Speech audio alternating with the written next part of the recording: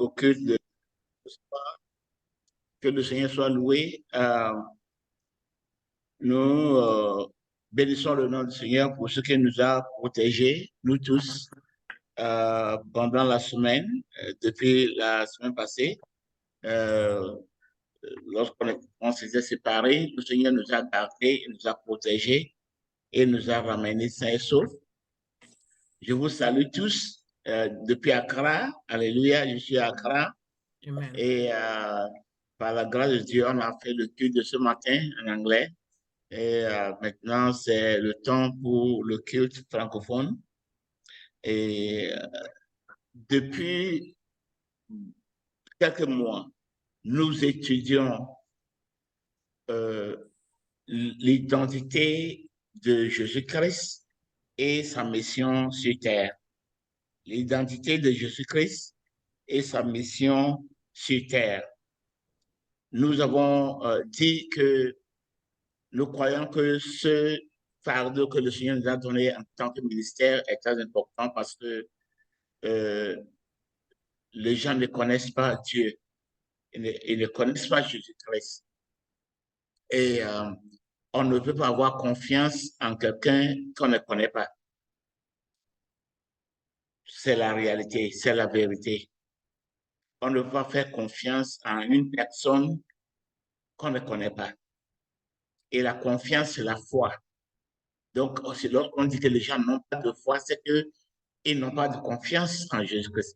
Ils ne peuvent pas se confier en Jésus-Christ parce qu'ils ne le connaissent pas. Donc, puisqu'ils n'ont pas confiance en lui, ils ne peuvent pas l'aimer.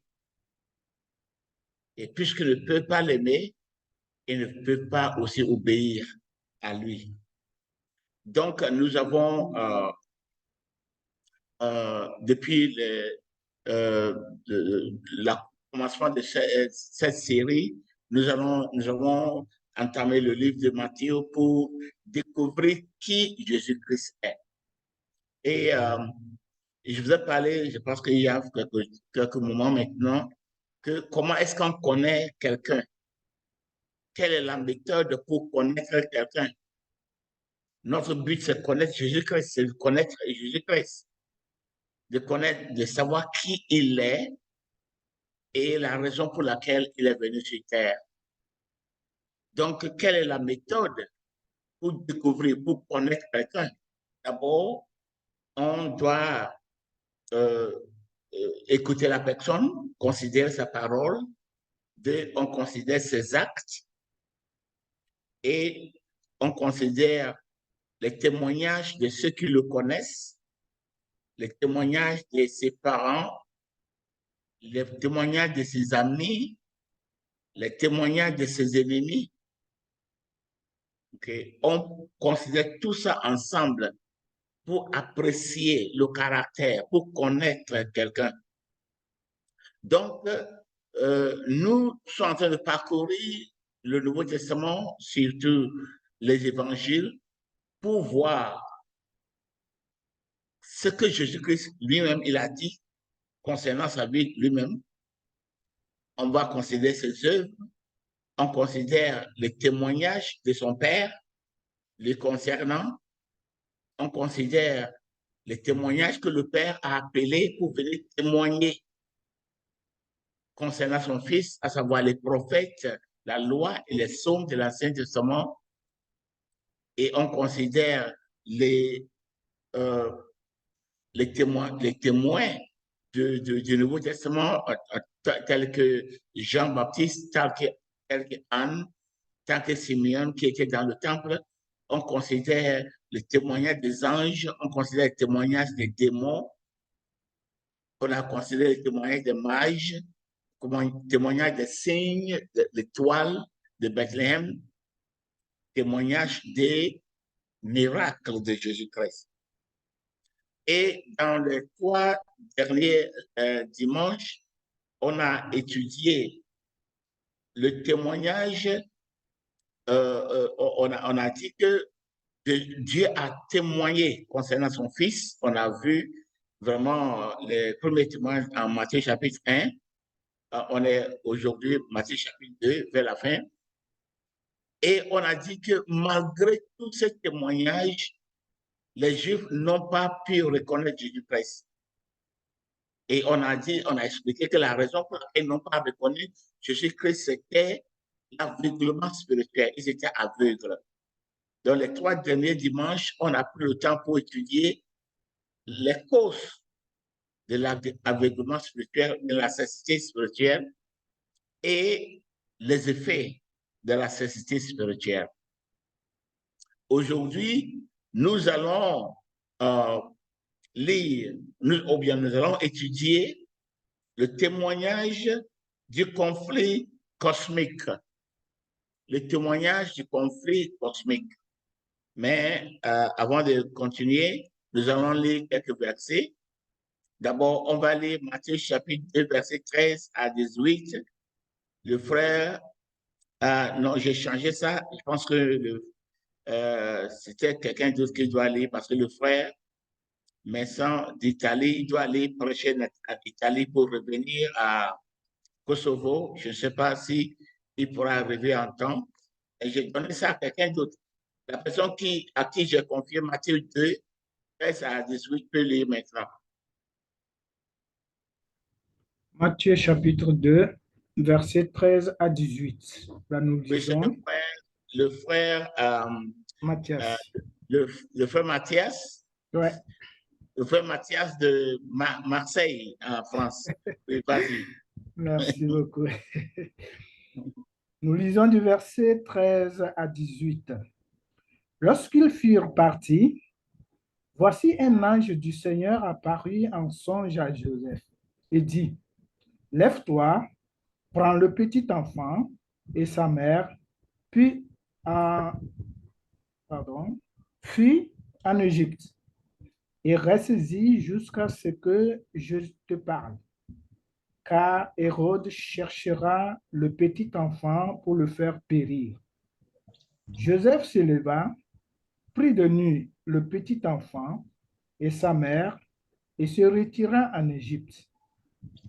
Il y resta jusqu'à la mort d'Hérode, afin que s'accomplisse ce que le Seigneur avait annoncé par le prophète. J'ai appelé mon fils hors d'Égypte. Alors Hérode, voyant qu'il avait été joué par les mages, se mit dans une grande colère et il envoya tuer tous les enfants de 2 ans et au-dessous qui étaient à Bethléem et dans tout son territoire, selon la date dont il s'était soigneusement acquis auprès des mages. Alors s'accomplit ce qui avait été annoncé par Jérémie, le prophète. On entendit des cris à Rama, des pleurs et de grandes lamentations. Rachel pleure ses enfants et n'a pas voulu être consolée parce qu'ils ne sont plus. Amen. Amen. Merci, frère Mathias. Maintenant, nous allons lire Ésaïe, chapitre 60, versets 1 à 3 et versets 19 à 22. Et la sœur Damienne va nous lire ça. Amen. Amen. Lève-toi, sois éclairé, car ta lumière arrive et la gloire de l'Éternel se lève sur toi. Voici, les ténèbres couvrent la terre et l'obscurité les peuples, mais sur toi l'Éternel se lève, sur ta gloire apparaît. Des nations marchent à ta lumière, et des rois à la clarté de tes rayons. Porte tes yeux alentour et regarde. Tous ils s'assemblent, ils viennent vers toi. Tes fils arrivent de loin et tes filles sont portées sur Maintenant, les 19 à 22. De 19, oui. Ce ne sera plus le soleil qui te servira de lumière pendant le jour, ni la lumière qui t'éclairera de sa lueur, mais l'Éternel sera ta lumière à toujours. Ton Dieu sera ta gloire.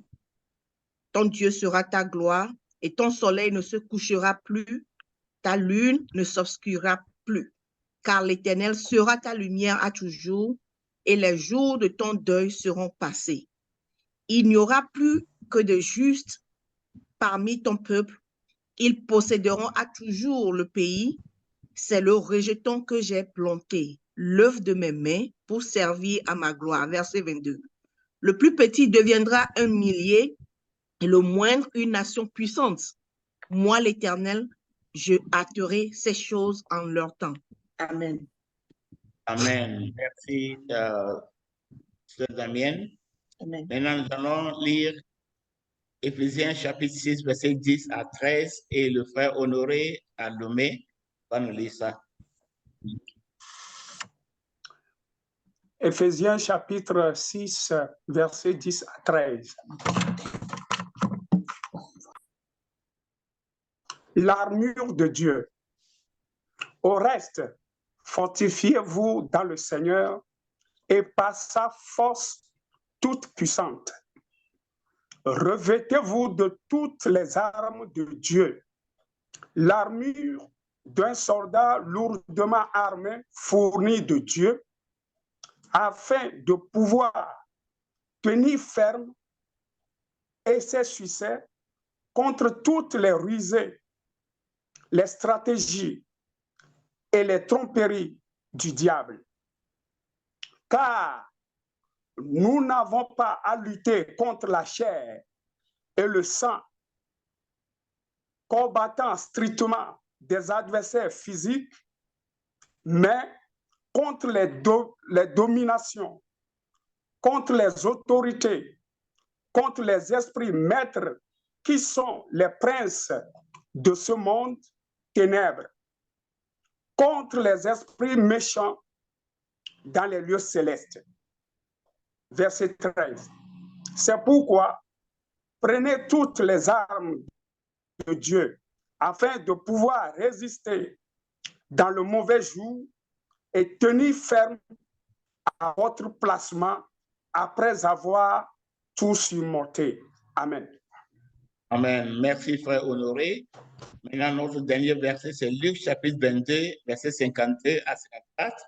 Et le frère J.C. Abalo de New York va nous lire ça. Luc 22, verset 52 à 54. Jésus dit ensuite aux principaux sacrificateurs, aux chefs des gardes du temple et aux anciens qui étaient venus contre lui. Vous êtes venus comme après un brigand, avec des épées et des bâtons.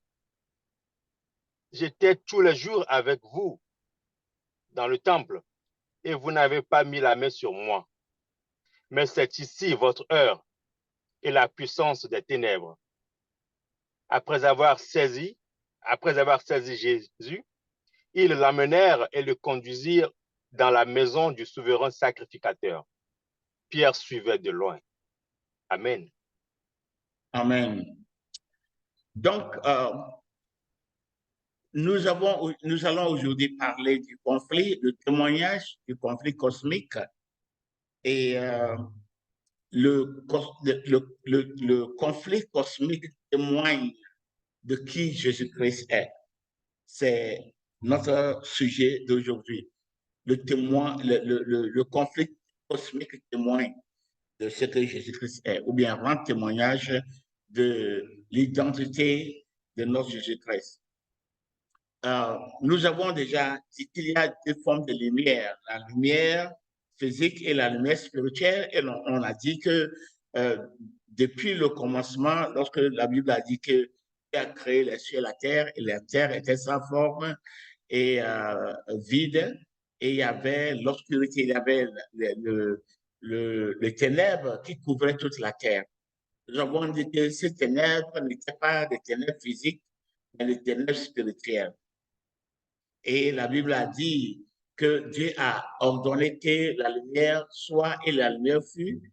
Et cette lumière aussi n'était pas une lumière physique, mais une lumière spirituelle, parce que nous savons que les étoiles, les illuminations des cieux, les étoiles et tous les astres dans les cieux n'étaient pas créés, n'est-ce pas, jusqu'au quatrième jour. C'est le quatrième jour qui fut créé. Donc, la lumière du premier jour ne pouvait pas être la lumière du soleil. Donc, nous avons dit que dès le commencement, il y a une guerre qui est déclarée. La Bible annonce un conflit. Le conflit entre la lumière et les ténèbres. Les ténèbres couvraient toute la terre. Ce n'étaient pas des ténèbres physiques, c'était des ténèbres spirituelles, c'était des dominations, n'est-ce pas, sataniques. Et Dieu a parlé. Et ça, cette parole qui est sortie de la bouche de Dieu a vaincu les ténèbres. Cette parole de Dieu qui est lumière a vaincu les ténèbres. Donc, dès le commencement, ce conflit est annoncé. Donc, nous savons aussi que la lumière, lorsqu'on dit dans la Bible, on parle de la lumière, on parle du bien, ou bien la bonté, la vérité, la connaissance et la vie. La lumière. Et même quelquefois, nous, on dit que je suis dans les ténèbres. Hein, tout ce que tu dis, tout ce que tu racontes, je suis dans les ténèbres. Cela veut dire que je n'ai pas connaissance, je ne comprends pas. Ça, c'est les ténèbres. Ça, c'est pas le manque de lumière, le manque de soleil, mais on parle d'une clarté mentale, clarté spirituelle. OK. Donc, lorsqu'on parle de cette lumière spirituelle, on parle de la bonté ou bien ce qui est bien, on parle de la vérité, on parle de la connaissance, on parle de la vie. Et de même, lorsqu'on parle de ténèbres spirituelles, les ténèbres représentent le mal, le mensonge, hein, la tromperie, l'ignorance et la mort. Voilà. Donc, voilà les deux forces dans ce conflit cosmique, les deux forces, les ténèbres et la lumière, qui sont en conflit, annoncé depuis le commencement. Dieu est lumière. En Jacques chapitre 1, verset 17, la Bible dit, il n'y a pas de ténèbres en lui. Il n'y a pas de changement, de variation en lui. Il est lumière pure. Donc, on le connaît, on voit, ses voix sont claires. Quelquefois, nous, les hommes, on dit que les voix de Dieu sont mystérieuses. Oui, on dit mystérieux parce que notre connaissance est limitée. Mais les voix de Dieu ne sont pas mystérieuses. Ce sont les voix des hommes qui sont mystérieuses. Les voix des hommes et les voix du diable et des démons sont mystérieuses parce que chaque jour, c'est autre chose. Chaque jour, on se cache, on change les mots. Je n'ai pas dit ça, j'ai dit ceci, mais ceci. Non, la parole de Dieu est droite, c'est étroite. Lorsque Dieu parle, il parle. Il n'y a pas de ténèbres, il n'y a pas d'ombre en Dieu. Donc, Dieu est lumière. C'est de même que Satan est ténèbres. Il est le roi des ténèbres. Il est celui qui règne sur les ténèbres. Les ténèbres sont, n'est-ce pas, les mensonges, la tromperie, hein, l'ignorance, la mort. Ça, c'est ce qu'on appelle les ténèbres. Et le diable, Satan, est celui qui règne dans le royaume des ténèbres. Et nous savons que Jésus-Christ règne dans le royaume de la lumière. En Jean chapitre 1, verset 4 à 9, là vous dit, en elle, en quoi? En la parole de Dieu, en elle était la vie, et la vie était la lumière des hommes. La lumière, lui, dans les ténèbres, et les ténèbres ne l'ont point reçu. Il y eut un homme envoyé de Dieu, son nom était Jean.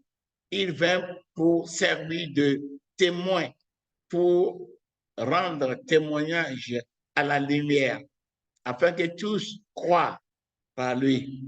Il n'était pas la lumière, mais il a paru pour rendre témoignage à la lumière. Cette lumière était la vérité. Oh, excuse-moi. Cette lumière était la vérité qui, en venant dans le monde, éclaire tout homme. Amen. Donc, la Bible dit, Jean n'était pas la lumière, mais il était venu rendre témoignage de la lumière. Quelle était la lumière? La parole de Dieu qui était faite homme, qui était faite chair, qui était devenu Jésus-Christ. C'est la lumière. Jésus-Christ est la lumière. Il est la lumière. Parce qu'il est la vérité. Il dit, je suis le chemin, la vérité, la vie. Il est la vérité. Il est la vérité totale. Toutes ses paroles sont vraies. La vérité catégorique du Christ. Il représente la lumière, il représente la vérité, il représente la vie. Alléluia. Le conflit cosmique oppose les puissances, bien les dirigeants de la lumière et celles des ténèbres. Bien aimé, il y a un conflit cosmique qui est annoncé depuis Genèse et qui continue jusqu'à aujourd'hui.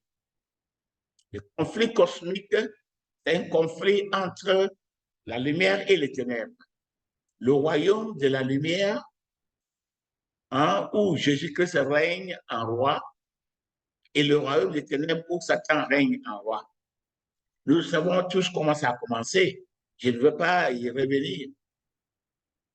Mais depuis Genèse chapitre 1, verset 1, 2, ce conflit était déjà annoncé. Et ce conflit, je l'appelle un conflit cosmique parce qu'il s'agit du monde spirituel et le monde matériel. Il s'agit de Dieu et Satan et des esprits, des anges et des démons, des esprits mauvais. Mais il s'agit aussi des hommes sur la terre. C'est pour cela que je dis que c'est un conflit cosmique. Le conflit céleste englobe les partenaires humains. Donc, ce conflit est là, on le veuille ou pas. Ce conflit est là. Et tout être moral, que ce soit un ange, que ce soit des êtres humains, doit s'allier à une partie de ce conflit. Tout être moral doit choisir où se placer, où s'allier. Soit on s'aligne avec Satan pour lutter contre Jésus-Christ, ou bien on s'aligne avec Jésus-Christ pour lutter contre Satan. Lorsque je parle de s'aligner avec Satan, on s'aligne avec quoi?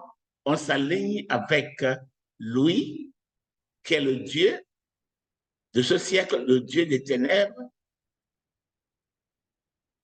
On s'aligne avec le mensonge, la tromperie.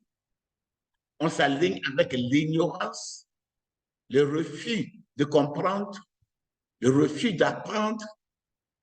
On s'aligne avec le mal, le péché, la rébellion contre Dieu.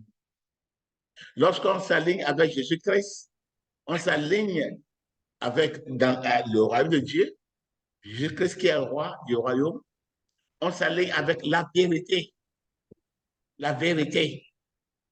On s'aligne avec la justice, le bien, la sainteté. On s'aligne avec la connaissance, la compréhension. Voilà.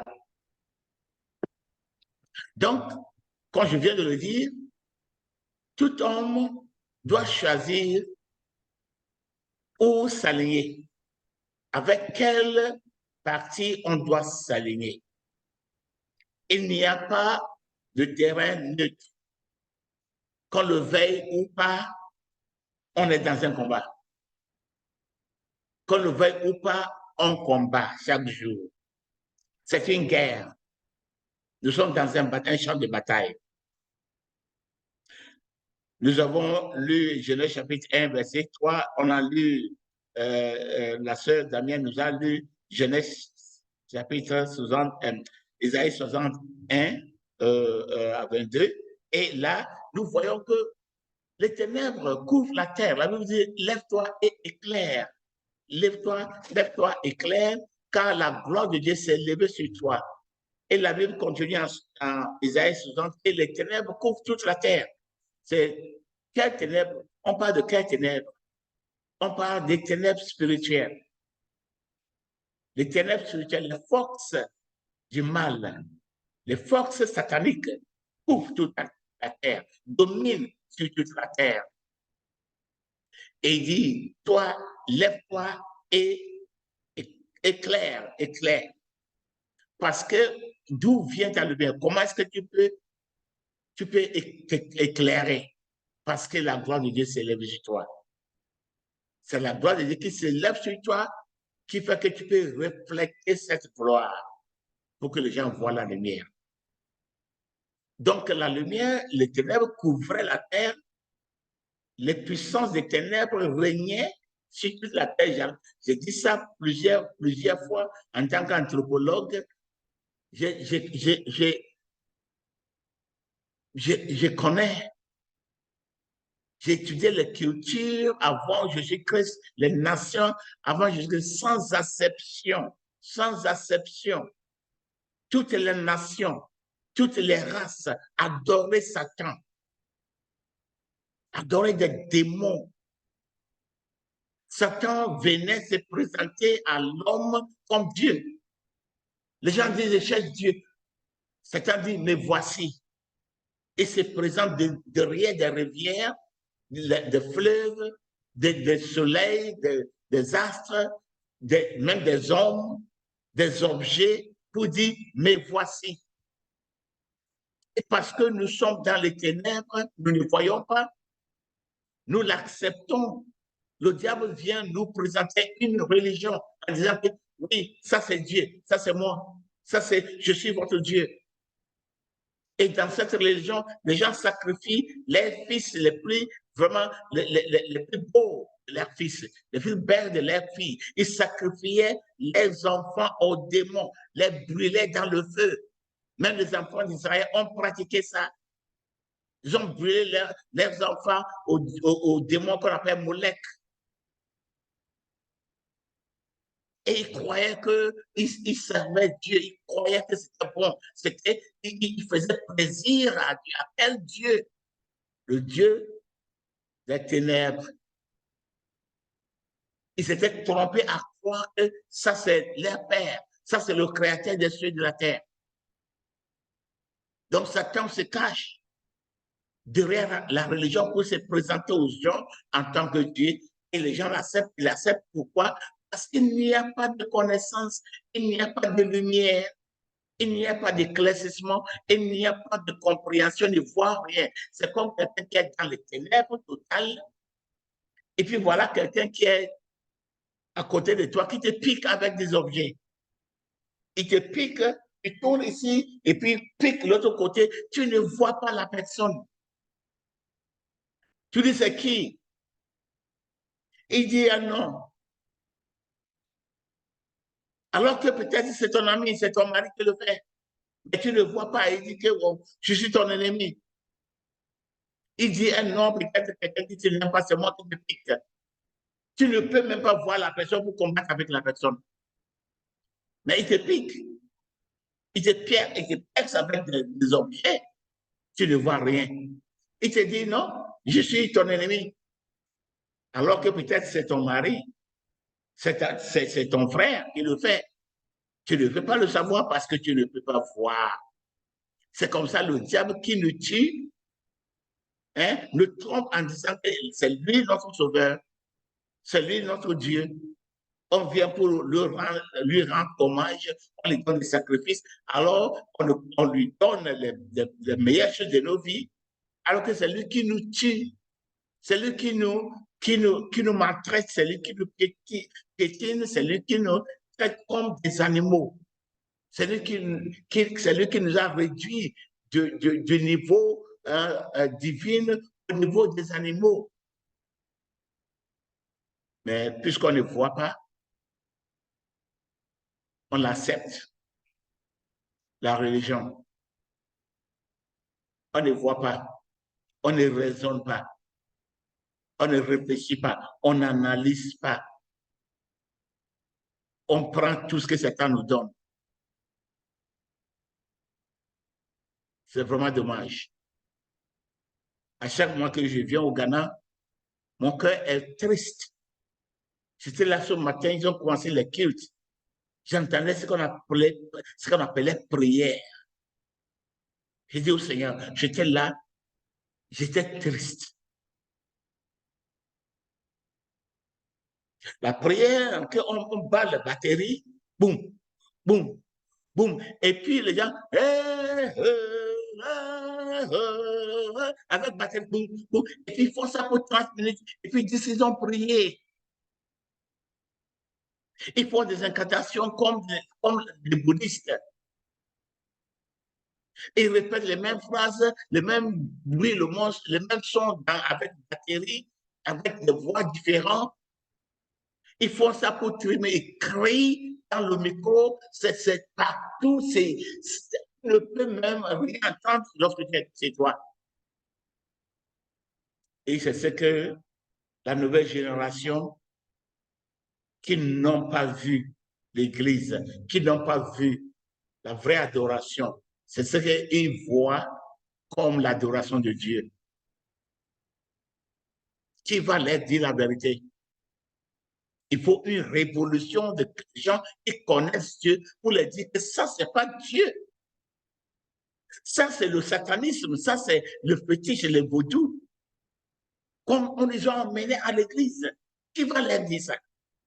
Qui aura le courage pour leur annoncer ça? Et le Seigneur nous aide. Donc, les ténèbres régnaient, les ténèbres, la puissance des ténèbres, le Dieu des ténèbres, Satan, régnait sur toutes les nations. Et depuis Babylone, ancien Sunem, n'est-ce pas, ancien Égypte, ancien Rome, les Grecs, partout, Afrique, aux Indes, partout, en Asie, partout. Satan régnait. Les ténèbres couvraient toute la terre. Et ces ténèbres qui dominaient sur la terre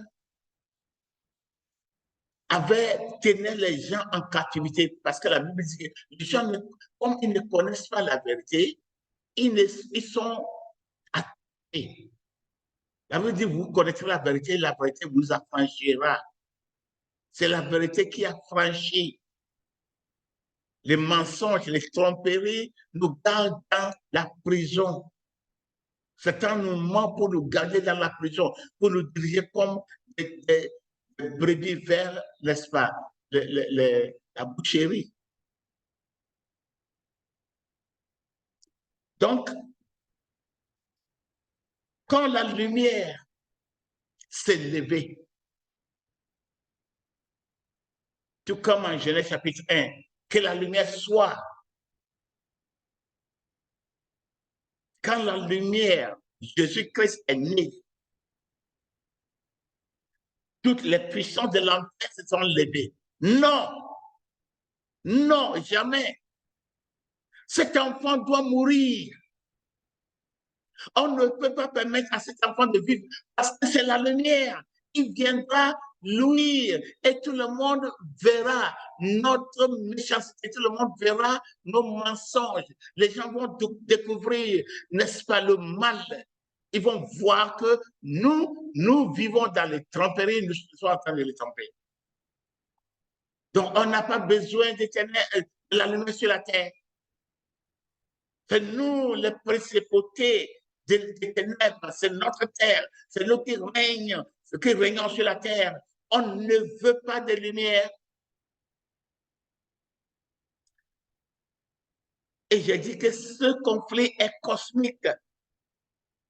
C'est tout d'abord spirituelle avant de se manifester de manière physique. Au commencement, le conflit était entre Elohim, El Elyon, Dieu très haut, et Lucifer qui voulait aussi devenir El Elyon. Il dit, je vais monter en Ésaïe chapitre 14, je vais monter sur la montagne des septentrions et je vais m'asseoir sur le trône. Je serai comme le El Elyon, le très haut. Ça faisait partie du conflit. Donc, le conflit était entre El Elyon, hein, et Lucifer. Et puis, maintenant, c'était contre Adam, Satan et Adam. Satan est venu dans le jardin, il a mené des mensonges, il a menti à Adam et Ève. Adam et Ève l'ont suivi. Ils ont perdu leur position d'après Dieu.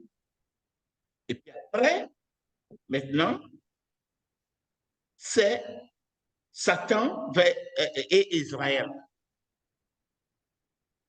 Comme c'est un conflit cosmique, lorsque Dieu a mis sa main sur Israël, Israël immédiatement a fait partie du conflit.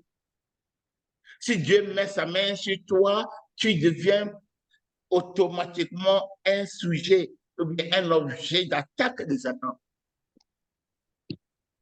Parce que Satan va combattre toutes choses que Dieu fait. Donc, Satan a combattu Adam, il a vaincu. Satan est venu combattre Israël. Après, maintenant, c'était Jésus-Christ. La lumière du monde est née. Et le puissant des ténèbres n'était pas content. Donc, ils ont inspiré Hérode à tuer les enfants. L'infanticide d'Hérode témoigne qui Jésus-Christ est. À cause de Jésus-Christ, parce que Satan voulait tuer Jésus-Christ, le royaume des ténèbres ne voulait pas que cet enfant grandisse pour commencer à faire sortir ces paroles qui sont la lumière, qui donnent la lumière. Donc, il voulait le tuer depuis son enfance. Lorsque les mages ne sont pas retournés, parce que Hérode leur avait dit d'aller chercher l'enfant, Jésus-Christ, et lorsqu'ils ils allaient le trouver, de retourner pour lui dire où il est, comme ça, lui aussi, il allait aller vraiment adorer. Mais il avait dans la tête d'aller le tuer. Dieu a révélé au mage de ne plus repartir chez Hérode, mais de partir par une autre voie pour aller. Donc, Hérode a attendu pour quelque temps, longtemps, il a vu que non, les mages l'ont trompé. Qu'est-ce qu'il a fait? Il s'est levé.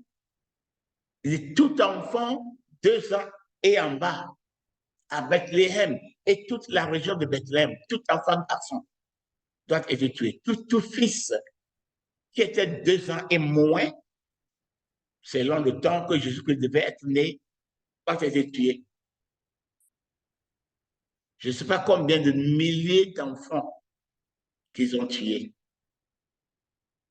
C'était le conflit cosmique manifesté sur la terre. Nous voyons Hérode et ses soldats tuer les enfants, chercher à tuer Jésus-Christ. Mais le conflit lui-même était dans les cieux, entre Satan et Dieu. Satan qui s'oppose à toute chose que Elohim a fait. Mais il pensait qu'il était sage. Mais Dieu qui l'a créé était plus sage. Dieu a vu ce qu'il allait faire. Il a dit à Joseph, lève-toi, prends ta femme et l'enfant et aller en Égypte. Donc, au moment où Hérode tuait les enfants, Jésus-Christ était sain et sauf en Égypte.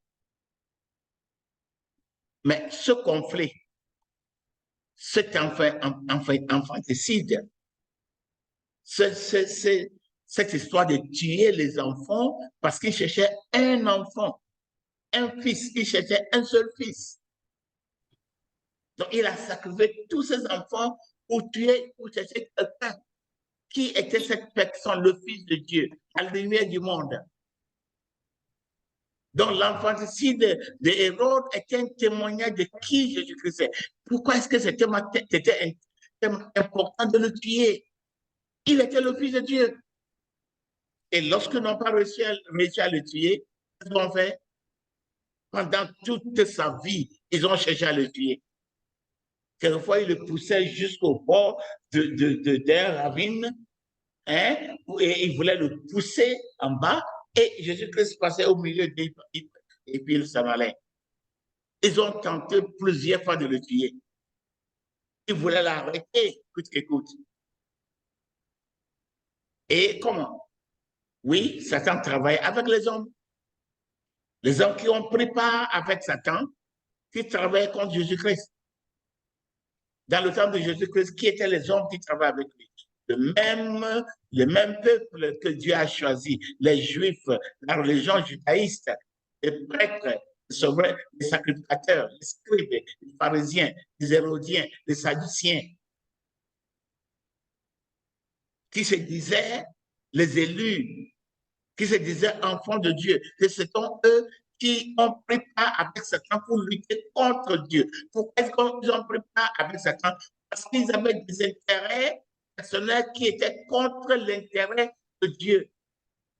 Et j'ai dit ça les dimanches passés, j'ai dit que lorsqu'on a un intérêt personnel qui est contre l'intérêt d'Elohim, on ne peut jamais connaître Elohim. On va combattre Elohim en pensant qu'on était de combattre Satan. Jésus-Christ a dit qu'il arriverait un moment où tout le monde qui vous tue va penser qu'il est en train de faire une faveur à Dieu. Tout récemment, je lisais ce verset, j'écoutais ce verset encore. Et j'ai arrêté et j'ai réfléchi parce que ça sonnait quelque chose de ma tête. J'ai dit, ça c'est familier. Quelqu'un qui vous tue. Et Jésus-Christ il parle de ses serviteurs, lui, ses disciples. Les gens qui vont se lever contre nous, pour nous tuer, vont penser qu'ils sont en train de faire une faveur. Ils sont en train de travailler pour Dieu. J'ai réfléchi, j'ai dit, ça c'est Al-Qaïda. Ça c'est ISIS. Les musulmans qui, à cause de leur foi, ils disent qu'ils travaillent pour Dieu, ils doivent tuer les non-musulmans. Ils doivent tuer les chrétiens. Ils doivent tuer les païens. Et en tuant les païens, ils travaillent pour Dieu. Est-ce que c'est pas vraiment triste qu'on puisse se retrouver à Al-Qaïda et ISIS? Dans la Bible, lorsque Paul s'est levé contre l'Église, contre Jésus-Christ, contre la vérité, pour lui, il travaillait pour Dieu. Lorsque les Juifs persécutaient les chrétiens, il les tuait. Ils pensaient qu'ils travaillaient pour Dieu. Pourquoi? Parce qu'ils étaient aveuglés par le prince de l'aveuglement, le prince du monde des ténèbres. C'est comme ça qu'aujourd'hui aussi, celui qui suit Jésus-Christ, celui qui dit la vérité de Jésus-Christ, sera persécuté par la religion chrétienne, persécuté par des gens qui en bénéficient des mensonges, bénéficient des ténèbres. Ils gardent les gens là-bas et ils ne disent pas la vérité aux gens, ils les racontent des histoires pour pouvoir bénéficier de leurs biens. Les gens ne sont pas sauvés, les hommes ne sont pas sauvés les gens vivent dans les ténèbres, ils sont attachés par Satan, les gens leur promettent, ils promettent la délivrance. Ils font des prières en prière avec délivrance, sort, le feu, le sang de Jésus. Les gens tombent, se lèvent, et ils vont dans un temps de prière, d'un temps de prière à l'autre, sans trouver délivrance. Pourquoi? Parce qu'ils sont dans le monde des ténèbres. Je vais en revenir la semaine prochaine pleinement sur la délivrance. Il ne faut pas rater ça. Donc, Satan qui est en train de nous tuer, qui est en train de vraiment de nous bafouer, il se présente comme notre sauveur. Et tout comme les Juifs aujourd'hui, quiconque veut parler la vérité, quiconque veut dire la vérité, et il sera persécuté, il sera, si Jésus-Christ lui-même devait apparaître, ce sera l'Église organisée qui allait le tuer. Juste comme l'Église organisée, en ce temps-là, le judaïsme l'a tué. Les ténèbres couvraient toute la terre. Jésus-Christ est venu, lui, sa lumière. Mais le conflit cosmique a continué.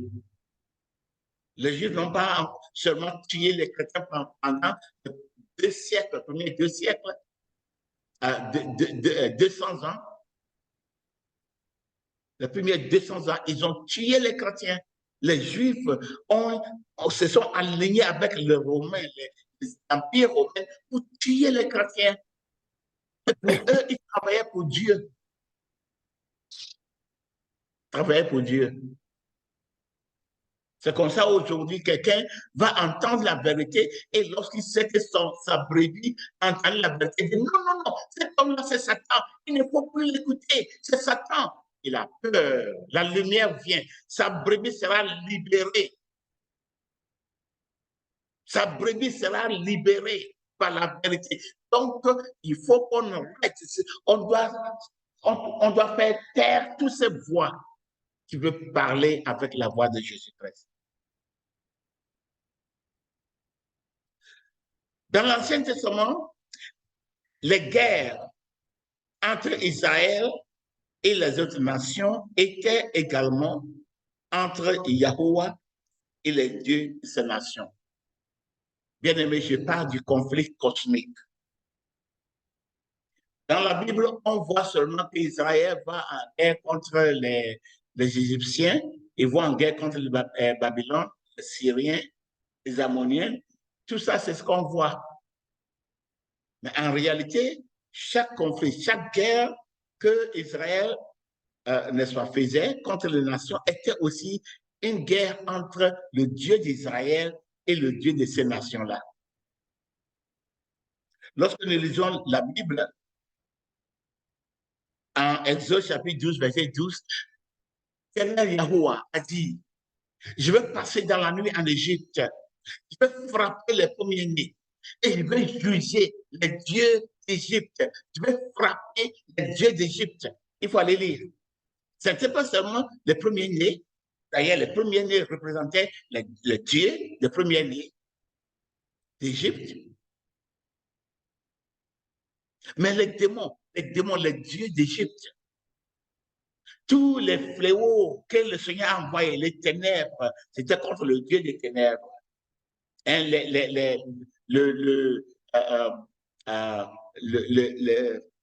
comment dire, l'ice, n'est-ce pas? L'ice, le poux. Et il y avait un dieu de poux. Chaque fléau que le Seigneur a frappé à Israël était contre le Dieu qui se manifestait comme ça. Donc, c'était un combat entre Elohim et les dieux d'Israël. Vous vous souvenez, en 1 Samuel chapitre 5, verset 1 à 4, le conflit entre Israël et les Philistins. Et les Philistins ont vaincu physiquement, ils ont vaincu Israël à cause du péché. Ils ont pris l'arche de l'alliance, ils l'ont placé devant leur dieu Dagon. Le lendemain, qu'est-ce qui s'est passé? Lorsqu'ils sont venus, ils ont vu que le dieu Dagon était à plat ventre devant l'arche de l'alliance. Ils l'ont soulevé. Ils l'ont mis là-bas. Le jour qui a suivi, maintenant, Dagon est tombé, non seulement qu'il est tombé, son cou et ses mains sont découpés. Cette guerre entre Israël et les Philistins était également entre Yahuwah et Dagon.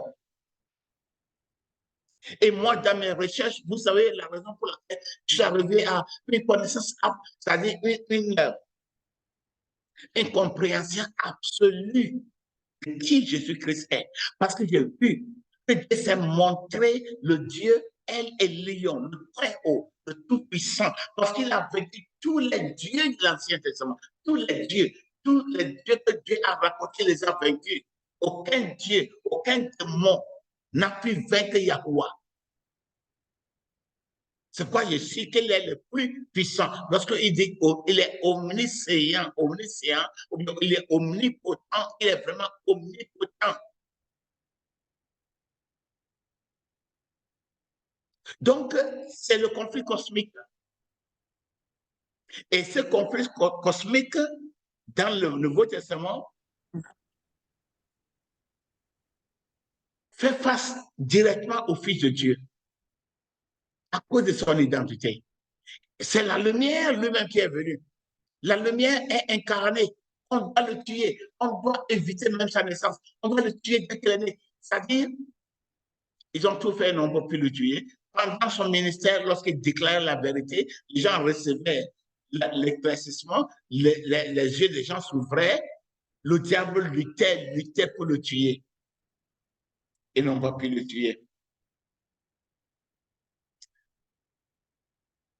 Mais finalement, lorsque le Seigneur a permis à ce qu'il meure, il a permis à ce que Jésus-Christ meure pour vaincre une fois pour toutes la puissance des ténèbres. Dans ce conflit, il n'y a que deux côtés. Le bien contre le mal, la vérité contre la tromperie ou bien le mensonge, la lumière contre les ténèbres, la vie contre la mort. Elohim contre Lucifer, Satan. Il n'y a pas de terrain neutre. Jésus-Christ a dit, si quelqu'un n'est pas avec moi, il est contre moi. C'est net. Être avec Jésus, c'est comment? C'est être avec les forces du royaume de la lumière. Qu'est-ce que la lumière? La vérité, la sainteté, la justice, la compréhension, la connaissance. Si tu n'es pas avec la vérité, tu n'es pas en train de travailler pour faire avancer la connaissance. Donc, cela veut dire que tu travailles pour faire avancer l'ignorance. Tu gardes les gens dans l'ignorance. Tu aimes les mensonges. Là, tu as pris part n'est-ce pas, au royaume des ténèbres. Jésus-Christ parlait avec les Juifs lui disaient en Jean chapitre 8, nous sommes enfants de Dieu. Nous sommes enfants d'Abraham. Jésus leur a dit, vous n'êtes pas enfants de Dieu. Si vous étiez enfants de Dieu, vous allez m'aimer. Parce que je proviens de Dieu. Vous êtes les enfants de votre père, Satan. Attends. Le Seigneur, il est en train d'appeler les élus d'Israël. Il les appelle les enfants de Satan. Il dit, vous êtes des enfants de Satan et c'est ce désir que vous voulez accomplir. Satan est m'effrayer depuis le commencement. Il est mensonge, il est menteur et le père de tout mensonge. Et c'est ce que vous voulez accomplir. Les Juifs avaient pris part. Ils se sont mis aux côtés de Satan pour combattre Jésus-Christ, le Fils de Dieu. Aujourd'hui, la plus grande partie de l'Église organisée s'est mise aux côtés de Satan, aux côtés de mensonges. Dans mes enseignements, ceux qui sont allés en mission avec moi vont vous dire, vont vous dire ça. Ils vont attester ça. On donne des enseignements aux pasteurs, les pasteurs s'assoient pour écouter, ils sont ébahis et à la fin, ils viennent pour dire, à cause de ce que tu dis, c'est la vérité, mais nous ne pouvons pas faire ça dans nos églises. On m'a dit ça à Kumasi, on m'a dit ça à Pagoda, on m'a dit ça à Kara, à Lomé. Ce que tu dis, c'est la vérité, mais nous, on ne peut pas prêcher ça dans nos églises. Ah bon? Pourquoi? Parce que si on prêche la vérité, les gens ne vont pas aimer, ils vont quitter l'église et nous n'aurons pas la dîme, nous n'aurons pas assez d'argent pour payer nos voitures, pour bâtir nos maisons, pour vivre dans le luxe. Parce que les gens n'aiment pas cette vérité-là. Ils n'aiment pas cette vérité. Si on prêche la vérité, nos églises seront vides. Nous voulons bâtir de grandes églises pour avoir assez d'argent pour nous payer des salaires.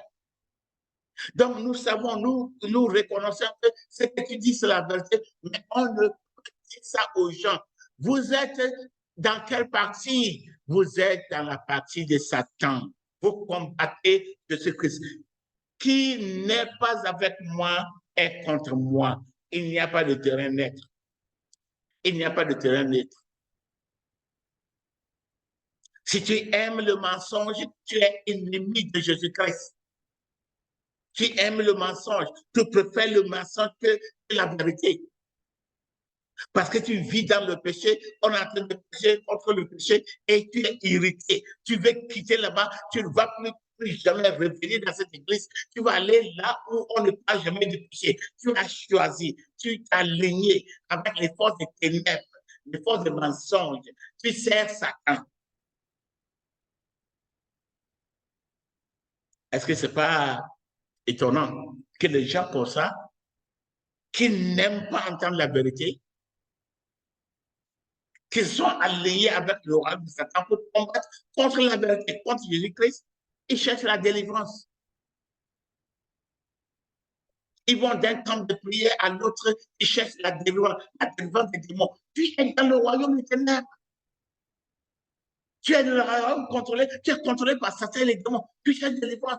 La Bible dit, nous devons être transférés de lumière, du royaume des ténèbres au royaume de la lumière. Tu refuses d'être transféré.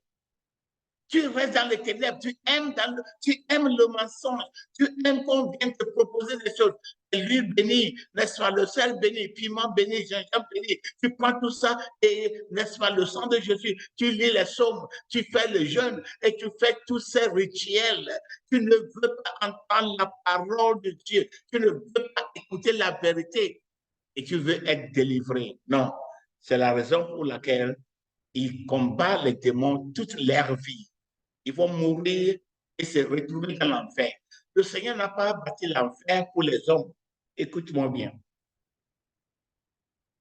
Dieu n'a pas fait l'enfer pour les hommes. Il a fait l'enfer comme punition à Satan et ses démons qu'ils ont alignés avec eux. Mais les gens qui ont pris part dans ce conflit cosmique, qui ont choisi de combattre avec Satan, aux côtés de Satan, contre Jésus-Christ, ce sont eux-mêmes qui ont choisi d'être avec Satan. Donc, après leur mort, leurs âmes iront où Satan est. Ce n'est pas Dieu qui les a amenés dans l'enfer, ce sont eux-mêmes qui ont choisi d'aller dans l'enfer. Dieu pleure. Voilà mon fils, il faut le regarder. Quelqu'un que j'ai créé à mon image, il a choisi Satan. Voilà que son âme va dans l'enfer. Ce n'est pas Dieu qui amène les gens dans l'enfer, c'est les gens qui choisissent maintenant qu'on est sur terre. Ils choisissent maintenant d'être aux côtés de Satan pour combattre la vérité.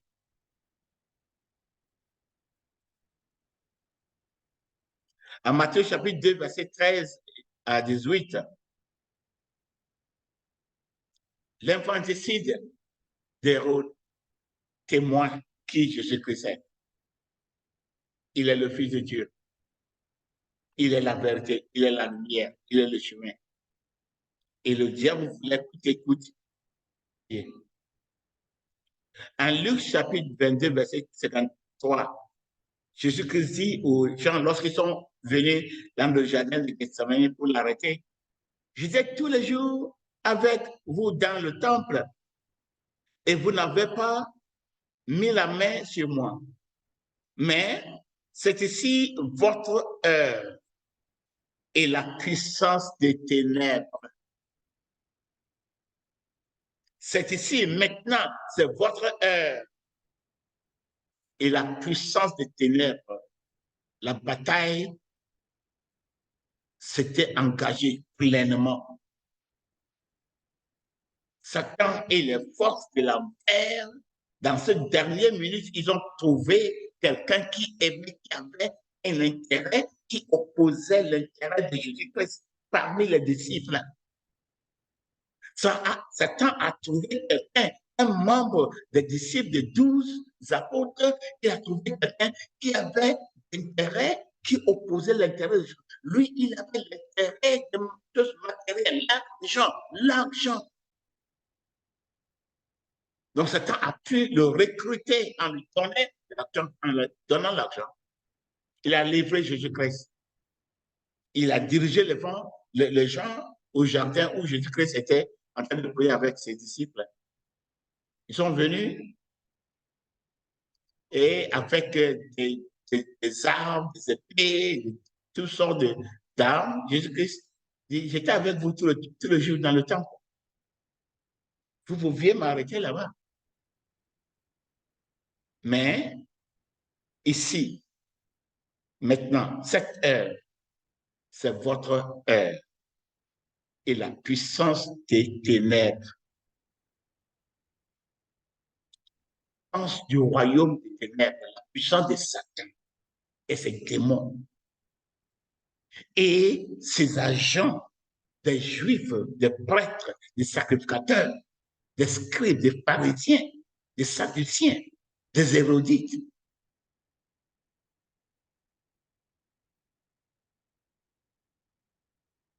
Ce conflit cosmique s'était engagé pleinement. Ce conflit cosmique de Christ engloutit ses disciples, tout comme le conflit entre Elohim et les dieux d'Israël engloutissait les enfants d'Israël, tout comme le conflit entre Elohim et Dagon engloutissait, n'est-ce pas, les Israélites. C'est ainsi que le conflit entre Jésus-Christ et Satan engloutit les disciples de Jésus-Christ et les disciples de Satan. Si vous n'êtes pas avec moi, si vous ne combattez pas avec moi contre Satan, contre les mensonges, contre l'ignorance, alors vous êtes contre moi. Vous combattez avec Satan. Vous combattez aux côtés de Satan, dans les ténèbres, dans l'ignorance, dans les mensonges, contre la vérité, contre la lumière. Jésus-Christ a dit, on va vous livrer à la mort. On va vous persécuter. Le maître, n'est-ce pas, l'étudiant n'est plus grand que son maître. Matthieu chapitre 10, verset 24 et 25. La disciple n'est pas plus grand, n'est pas plus que son maître, ni le serviteur plus que son Seigneur. Il suffit aux disciples d'être traités comme son maître et à un serviteur comme son Seigneur. S'ils ont appelé le maître de la maison Beelzébul, à combien plus forte raison appelleront-ils ainsi les gens de sa maison? Ce conflit dans lequel Jésus-Christ se trouvait et qui se trouve toujours dans ce conflit parce qu'il combat toujours, engloutit ses disciples. Frères et sœurs, nous sommes dans un combat, qu'on le veuille ou pas.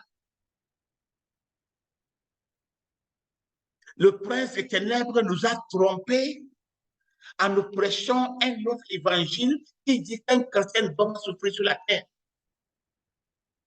Un chrétien doit vivre dans le luxe, dans le confort toute sa vie. C'est pour cela que lorsque il y a quelque chose qui arrive, de mauvais qui arrive à un enfant de Dieu, elle pose la question, Seigneur, pourquoi? Seigneur, pourquoi? Seigneur, pourquoi? Est-ce que quelqu'un, un soldat dans la guerre, sera étonné qu'il est ramassé par une bataille, par une balle? Non. C'est normal que quelqu'un qui combat dans un champ de bataille soit ramassé par une balle. Ce n'est pas étonnant. Donc, lorsque quelqu'un est atteint par une balle, ce qu'on fait, on enlève la personne immédiatement, on traite la personne, il guérit, il revient. C'est comme ça, c'est normal. Mais l'évangile de Satan nous a fait comprendre qu'un chrétien ne doit pas souffrir. Un chrétien doit avoir tout. Tout ce que tu demandes, Dieu te donne, et puis tu vis dans le luxe. Lorsqu'un chrétien souffre, ah Seigneur, pourquoi? Seigneur, pourquoi? Je paie ma dîme, je vais à l'église, je t'adore, Seigneur, pourquoi tu me fais ça? Et les gens arrivent, ils finissent en perdant leur confiance en Dieu. Parce qu'on les a donné le mauvais évangile. La Bible dit, Jean chapitre 14, 33, dans ce monde, vous connaîtrez des tribulations, mais ayez du courage. Moi, j'ai vaincu le monde. Éphésiens chapitre 6, verset 10 à 3 à 13. Au reste, fortifiez-vous dans le Seigneur et par sa force toute puissante. Revêtons-vous de toutes les armes de Dieu afin de pouvoir tenir ferme contre les ruses du diable. Car nous n'avons pas à lutter, combattre contre la chair et le sang, mais nous combattons, nous luttons contre les dominations, contre les autorités, contre les princes de ce monde des ténèbres. Nous combattons, mais ce combat, c'est un combat physique. Ce n'est pas un combat contre tes ennemis physiques. Ce n'est pas un combat contre la chair et le sang. Le diable nous trompe. Au lieu de combattre Satan, nous sommes en train de combattre les hommes. C'est mon ennemi, c'est lui. Ma maman, c'est une sorcière. Mon papa, c'est un sorcier. C'est mon frère, c'est lui qui m'empêche de réussir. Lions-les, battons-le. Je te lis. Et nous passons tout le temps dans les ténèbres en train de combattre la chair et le sang. Alors que nos ennemis, en réalité, sont les principautés, les démons, les puissances des ténèbres. Aujourd'hui, les objets au centre du conflit cosmique sont les âmes humaines. Gagner le monde, perdre votre âme. Matthieu chapitre 16, verset 26. Qu'est-ce qui est au centre de ce conflit aujourd'hui? C'est ton âme. Qu'est-ce qui est? What's at stake? Qu'est-ce que la cible de ce conflit aujourd'hui? C'est ton âme. Ce que le diable cherche, c'est ton âme. Parce que Jésus-Christ est venu te sauver, il t'a éclairci et tu te dis enfant de Dieu. Donc, tu es la cible de Satan pour corrompre ta vie, pour te corrompre, pour arracher ton âme, pour que ton âme soit avec lui après que tu es parti de la terre. À qui? Sur quel côté est-ce que tu combattras? Parce que tu combats. Tu combats. Que tu le veuilles ou pas, tu combats. Il y a une question inévitable d'alignement. Chacun doit décider de quel côté se battre. De quel côté s'aligner. Aujourd'hui, on a Ukraine. Et tout le monde est en train de s'aligner, soit avec les États-Unis et l'Europe, soit avec Poutine, n'est-ce pas, la Russie et la Chine. Aujourd'hui, Poutine est en train de chercher à vraiment à prendre tous les Africains, tous les présidents africains, sans les regrouper pour les convaincre de tenir à son côté. Ça, c'est la guerre froide encore. C'est une question d'alignement. Tout être humain doit s'aligner. Si tu n'as jamais entendu ça, il faut entendre ça maintenant. Tu es dans la guerre. Il faut t'aligner. Comment est-ce qu'on s'aligne? On s'aligne avec quoi? On s'aligne avec la vérité, la lumière, la connaissance, la compréhension, la bonté, la justice, la sainteté. Ou bien on s'aligne avec Satan, les ténèbres, le mensonge, la tromperie, le péché, le mal. Quiconque n'est pas avec moi est contre moi. C'est à nous de décider. Ceux qui choisissent de s'aligner avec la vérité et la lumière servent Jésus-Christ. Ceux qui s'alignent sur la tromperie et les ténèbres servent Satan. Tu vois, tu n'as pas besoin d'aller te courber pour s'aller devant une fétiche. Il suffit d'épouser le mensonge, de savoir que ça, c'est la vérité. Mais je la rejette parce que ça ne me convient pas. Tu as épousé le mensonge. Et comme Jésus-Christ a dit aux enfants d'Israël, Satan est votre père. Tu t'es aligné avec le mensonge pour combattre la vérité. Et c'est comme ça. Parce que tu as rejeté la vérité, tu sais que c'est la vérité, et parce que tu vis ta vie, ça ne te convient pas, la manière dont tu vis, tu vas dire ça à l'autre personne, oh, c'est pas vrai, oh, ce n'est rien. Tu es en train de prêcher le mensonge.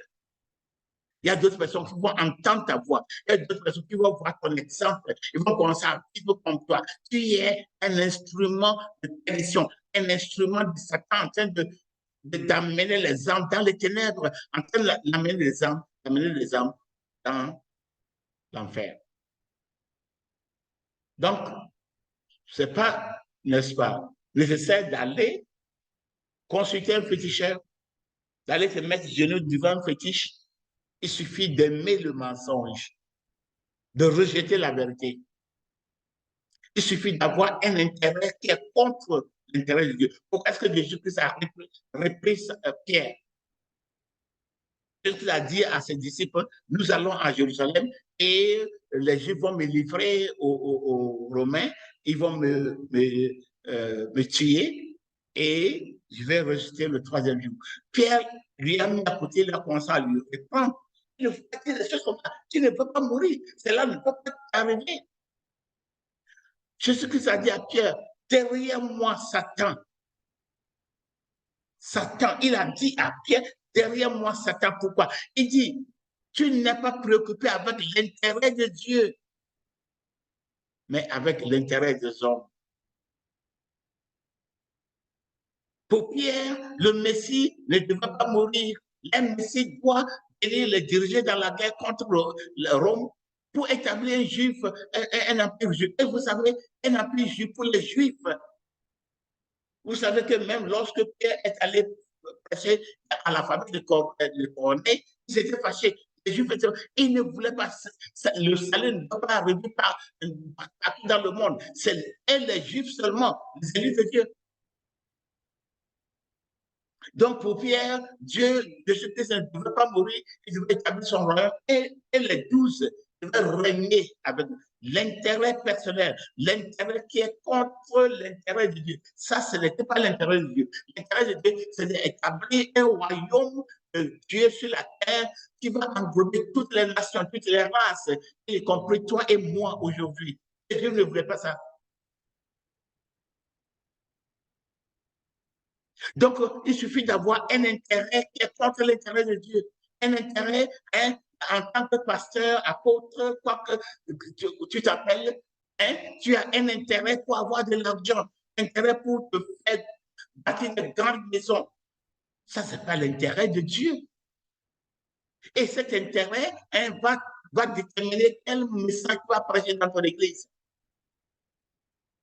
Parce que si tu dis aux gens la vérité, les gens ne voudront pas attendre la vérité. Ils vont partir. Ils ne vont pas rester là-bas pour te donner l'argent. Donc, tu es obligé de prêcher les mensonges.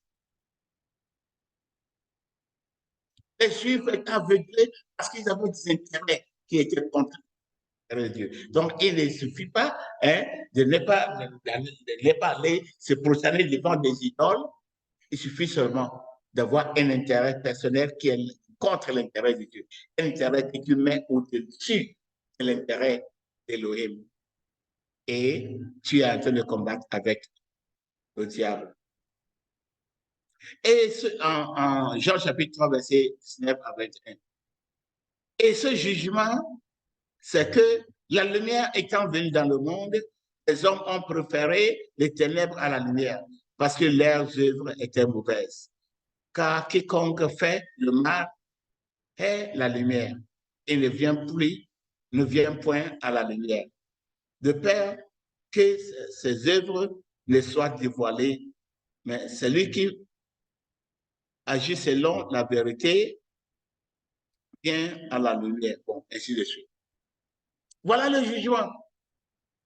Voilà la sentence. La lumière étant venue dans le monde, les gens ont préféré les ténèbres à la lumière. Qu'est-ce que la lumière?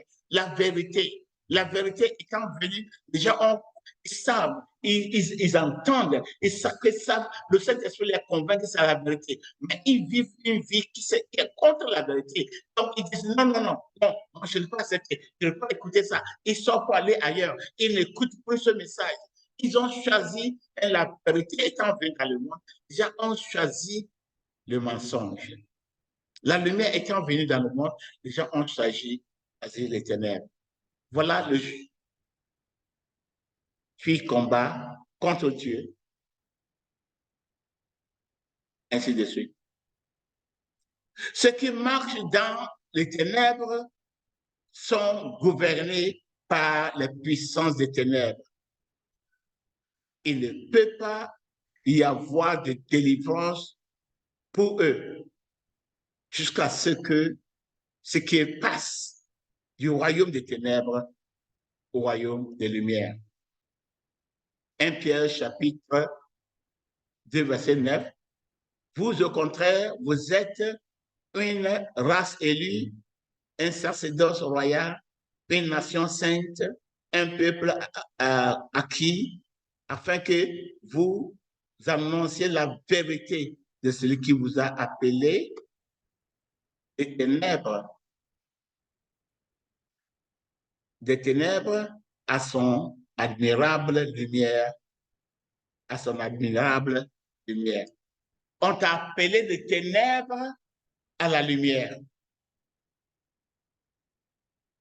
Lorsque tu choisis de ne pas sortir de la lumière, qu'est-ce que de ne pas sortir des ténèbres, qu'est-ce que les ténèbres? Le mensonge, l'ignorance, tu ne veux pas connaître la vérité. Tu veux jouer la religion, tu veux faire des choses que tu ne comprends pas. Tu ne veux même plus réfléchir.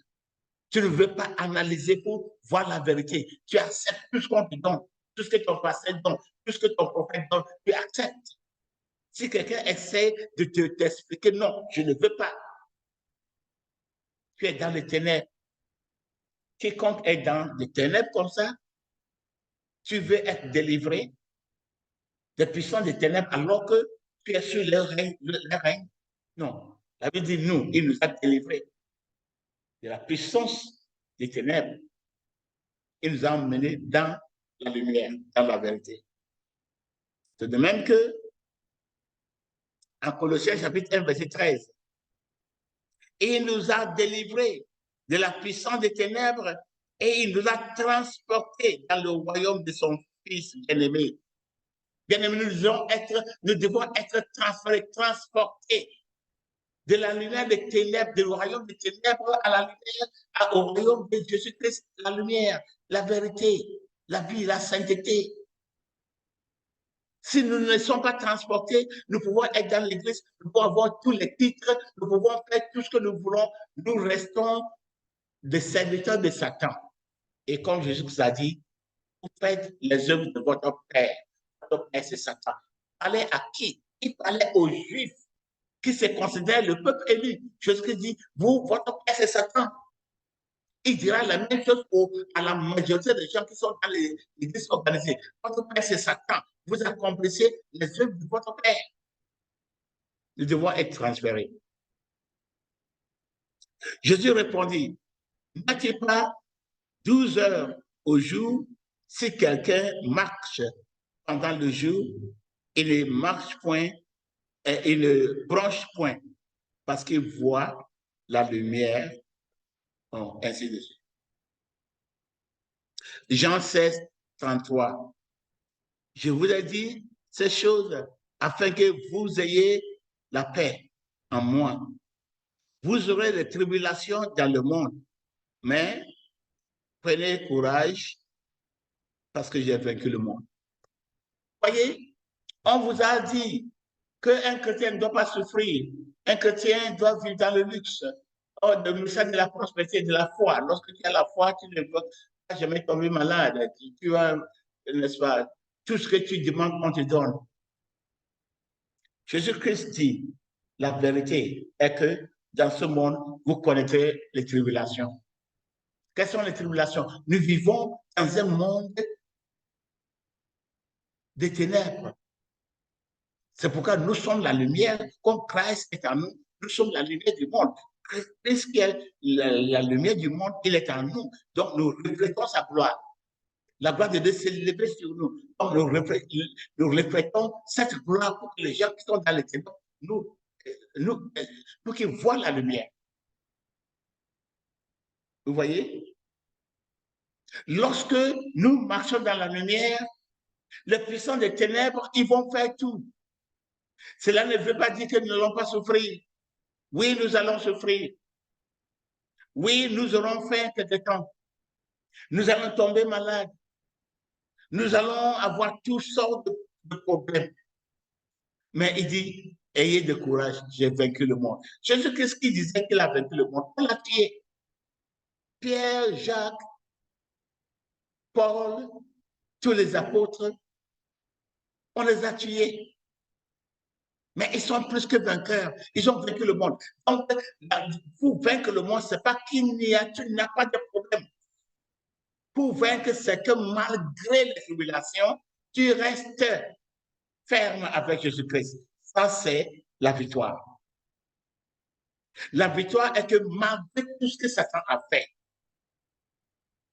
tu n'as pas rejeté Jésus-Christ. Tu n'as pas murmuré contre Jésus-Christ. Tu dis, Alléluia, Jésus est Seigneur. Tout comme dans les premiers 200 ans. On les amène là-bas devant les animaux sauvages dans le stade. On les demande, est-ce que Jésus-Christ est Seigneur? Il dit, Alléluia, Jésus-Christ est Seigneur. On les amène, on les donne aux animaux. Ils sont déchirés. On amène la deuxième personne. Qui est Jésus-Christ? Il sait qu'il va mourir. Il dit, Alléluia, Jésus-Christ est Seigneur. Ils ont vaincu. Ils ont vaincu par le sang de l'agneau et par la parole de leur témoignage, puisqu'ils n'ont pas aimé leur vie jusqu'à la mort. Ça, c'est la victoire. Lorsque Satan aura fait tout ce qu'il doit faire, il t'a frappé avec la faim, tu n'as pas de travail, tu n'as pas de boulot, on se moque de toi, tu as fait des accidents, tu as fait ceci, tu as fait cela. Mais tu peux encore élever ta voix pour dire, je t'aime Seigneur, tu es merveilleux, tu es mon Dieu. Là, tu es plus que vainqueur, tu as vaincu. C'est pas lorsque toute chose va bien et tu es dans le... En fait, tu es dans la main de Satan et tu commences à le glorifier. Tu n'as pas encore vaincu. Lorsque le diable va mettre sa main sur tes biens matériels, va détruire tes biens matériels comme il a fait pour Job, après tout ça, si tu peux encore dire gloire à Dieu, donc tu as vaincu. C'est la victoire. 1 Jean chapitre 5, verset 4. Il parle de Nous vaincons par notre foi. Qu'est-ce que la foi qui vainc? C'est notre foi. Qu'est-ce que la foi? La confiance en Jésus-Christ. Nous vaincons parce que nous avons confiance en Jésus-Christ. Nous savons qu'il est avec nous. Que ce soit dans les événements heureux ou bien les événements tristes, il est avec nous. Nous avons confiance avec lui. Il dit, je ne vous laisserai jamais. Nous avons confiance en lui. C'est comme ça que nous vaincons. Apocalypse chapitre 12, verset 11. Ils l'ont vaincu par le sang de l'agneau. C'est là, c'est cette première partie seulement que les chrétiens connaissent. Le sang de l'agneau. Le sang, le sang, le sang, le sang de Jésus. Le sang de Jésus. Le sang de Jésus. Non. C'est parce que la Bible dit. Ils l'ont vaincu par le sang de l'agneau et par la parole des témoignages.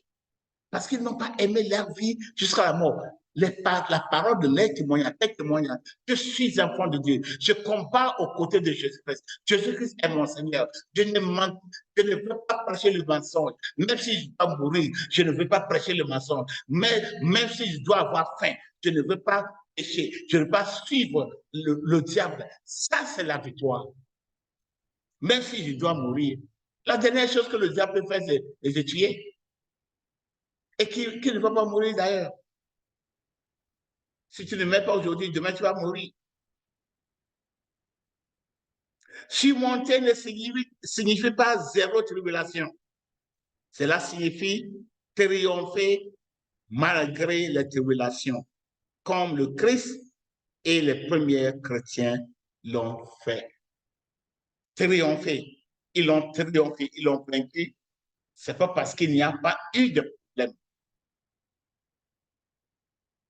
Mais c'est parce que, malgré les problèmes, ils n'ont pas coupé la tête à Satan.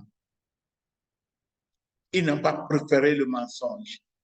Ils n'ont pas préféré quitter la lumière pour aller dans l'éternel. Ça, c'est la vie. Frères et sœurs, la Bible dit, qui va nous séparer à l'amour de Jésus-Christ? Romains chapitre 8, verset 35 à 39. Serait-ce la tribulation et l'angoisse ou la persécution ou la faim ou la nudité ou la péril ou l'épée, selon qu'il a été écrit, c'est à cause de toi qu'on nous met à mort tous les jours, qu'on nous regarde comme des brebis destinées à la boucherie. Mais dans toutes ces choses, nous sommes plus que vainqueurs par celui qui nous aime. Car j'ai l'assurance que ni la mort, ni la vie, ni les anges, ni les dominations, ni les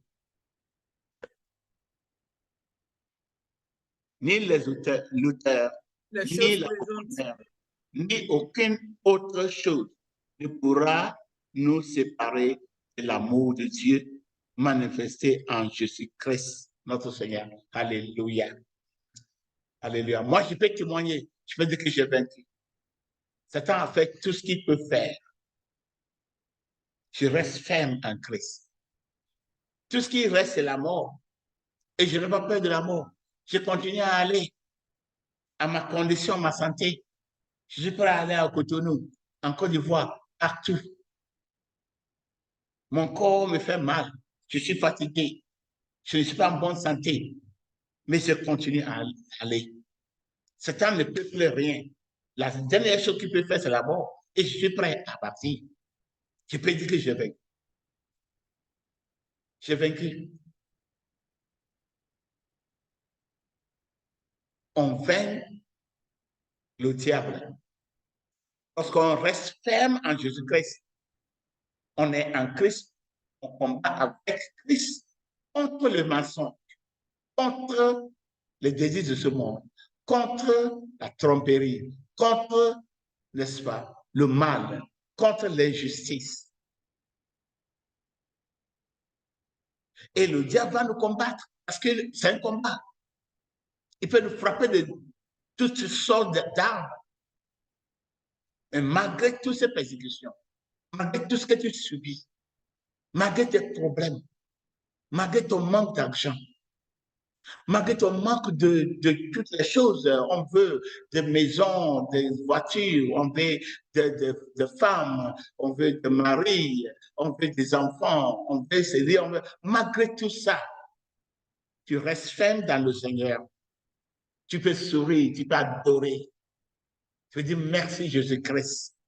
Tu es mon Seigneur. Tu continues à annoncer la vérité. Tu continues à rester dans la vérité. Ça, c'est la victoire. Tu as vaincu. Et c'est aux telles personnes que la Bible dit que ni la mort, ni la vie, ni les anges, ni les démons, rien ne peut nous séparer de l'amour qui est en Jésus-Christ. Pas les gens qui sont là. Il y a des gens, la majorité des gens dans l'Église, le diable il s'en fout d'eux. Parce qu'ils sont déjà dans son royaume.